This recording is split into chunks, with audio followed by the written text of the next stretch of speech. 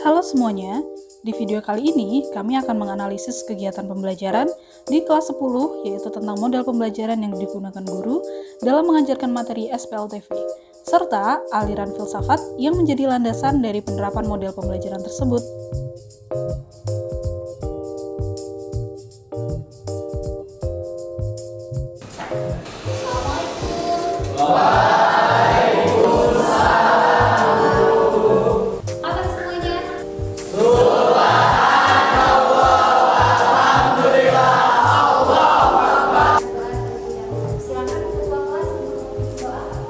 Berdoa selesai. Anak-anak, apakah hari ini ada yang tidak hadir? Baiklah anak-anak, di SMP kalian sudah belajar pada kelas 8 semester 2 yaitu materi sistem persamaan linear dua variabel beserta persamaannya. Sekarang siapa yang masih ingat untuk memberikan contoh bagaimana formula dari sistem persamaan linear dua variabel beserta contohnya? Pada hari ini, Ibu akan memberikan suatu contoh aktivitas jual beli yang terjadi di lingkungan kita sehari-hari. Yaitu ini adalah salah satu transaksi yang ada di toko Bunda. Perhatikan tayangan ini. Dari video sebelumnya diketahui bahwa guru menggunakan model pembelajaran Problem Based Learning atau disingkat PBL. PBL adalah model pembelajaran yang berusaha menerapkan masalah yang terjadi dalam dunia nyata sebagai suatu konteks bagi peserta didik dalam berlatih bagaimana cara berpikir kritis dan mendapatkan keterampilan dalam pemecahan masalah. Dalam aktivitas jual beli ini ada berapa variabel? Sebutkan. Silakan tunjukkan. Silakan Fatur. Satu buah kotak pena dan yang ketiga yaitu satu pak kertas kambing. Oke, betul sekali. Tepuk tangan untuk Fatur. Dalam satu kelas ini terbagi dalam 5 kelompok. Silakan membentuk kelompok. Baiklah anak-anak, Ibu akan membagikan handout pada masing-masing kelompok. Nah teman-teman, kita kan sekarang punya 3 buah kwitansi nih. Yang kwitansi yang pertama ini isinya rim kertas HPS sama kotak pena nih. Bagaimana kalau kertas HPS-nya kita berikan X saja? Berarti kotak penanya kita kasih variabel Y aja. Dalam video sebelumnya, terlihat bahwa peserta didik dituntut aktif dalam proses pembelajaran, yaitu dengan menyelesaikan LKMD yang kemudian mengarahkan peserta didik untuk menemukan model matematika dari SPLTV. Yang selanjutnya, peserta didik diminta untuk menyelesaikan permasalahan menggunakan metode penyelesaian secara berkelompok dan kemudian hasilnya akan dipresentasikan oleh perwakilan kelompok di depan kelas. Waktu diskusi telah habis, saatnya masing-masing kelompok untuk menampilkan hasil diskusinya ke depan kelas.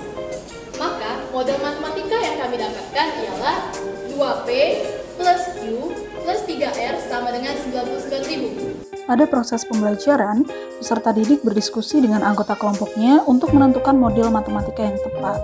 Yang selanjutnya kemudian menemukan penyelesaian dari permasalahan SPLTV yang diberikan, menggunakan metode substitusi, metode eliminasi, ataupun metode gabungan.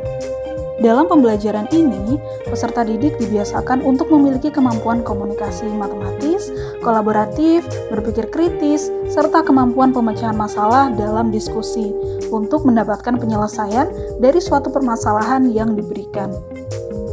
Berdasarkan sintaks pembelajaran, dapat dikatakan filsafat yang mendasari pembelajaran dengan model PBL adalah filsafat logisisme. Hakikat model pembelajaran PBL adalah siswa belajar melalui permasalahan kehidupan sehari-hari. Secara ontologi, PBL sesuai dengan aliran filsafat pendidikan matematika logisisme, yaitu semua konsep matematika pada akhirnya dapat direduksi sebagai konsep logis. Pada fase pertama, siswa diberikan permasalahan, dan guru memberikan penjelasan terkait materi prasyarat, serta memotivasi siswa agar terlibat dalam aktivitas pembelajaran. Permasalahan tersebut harus dicari penyelesaiannya menggunakan konsep-konsep dasar yang telah mereka miliki. Hasil penyelesaian merupakan kesimpulan dari pola pikir ditarik melalui analisis yang didasarkan dari pengetahuan. Hal tersebut sesuai pola pikir aliran logisisme. Kemudian, dalam video pembelajaran tersebut, guru hanya menjadi fasilitator, dan siswa dituntut untuk selalu aktif. Selain itu, siswa harus dapat memperoleh pengetahuan dan pengalaman langsung dalam proses pemecahan masalah yang sifatnya tidak rutin. Pembelajaran seperti ini dapat digunakan guru untuk mengubah pola pembelajaran menjadi student-centered.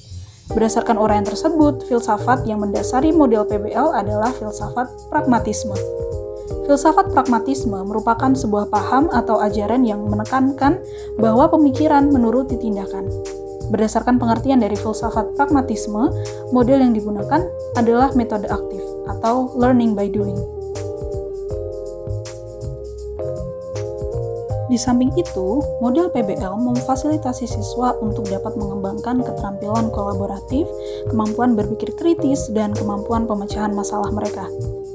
Berdasarkan uraian tersebut, filsafat yang mendasari model PBL adalah aliran konstruktivisme, bahwa proses mengkonstruksi arti dari suatu pengalaman dan diskusi melalui perpaduan pengalaman yang telah dimiliki dengan pengalaman baru menghasilkan suatu pengetahuan baru. Pada tahapan model PBL fase ketiga, siswa mencari informasi penyelesaian masalah secara individu maupun kelompok. Siswa didorong oleh guru untuk mengumpulkan informasi, melakukan eksperimen atau percobaan, dan mencari penyelesaian yang sesuai dengan permasalahan. Pada fase kelima, siswa mengevaluasi dan menganalisis hasil pemecahan masalah, serta siswa juga dibantu oleh guru merefleksikan proses dan penyelidikan yang mereka gunakan. Artinya, pengetahuan dibangun oleh siswa sendiri. Siswa aktif mengkonstruksi dan guru hanya sebagai fasilitator. Hal tersebut sesuai pemikiran dari aliran konstruktivisme ditinjau secara epistemologi filsafat pendidikan matematika. Selain itu, filsafat enaktivisme juga merupakan dasar dari model pembelajaran PBL pada video sebelumnya. Filsafat enaktivisme menekankan pengalaman langsung, interaktif, kontekstual, dan mengajarkan konsep-konsep matematika dalam kehidupan sehari-hari. Sehingga, konsep tersebut dapat membantu siswa melihat relevansi dan aplikasi dari apa yang telah mereka pelajari, serta terjadi diskusi dan kolaborasi antar siswa.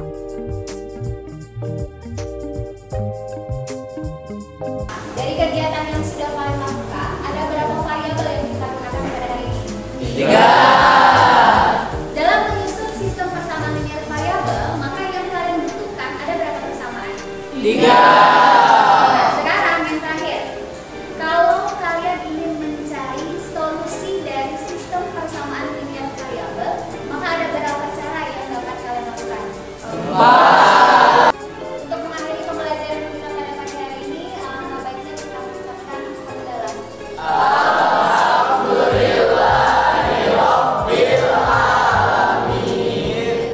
Nah, itu dia analisis pembelajaran matematika dalam perspektif filsafat. Terima kasih telah menonton, sampai jumpa di video berikutnya.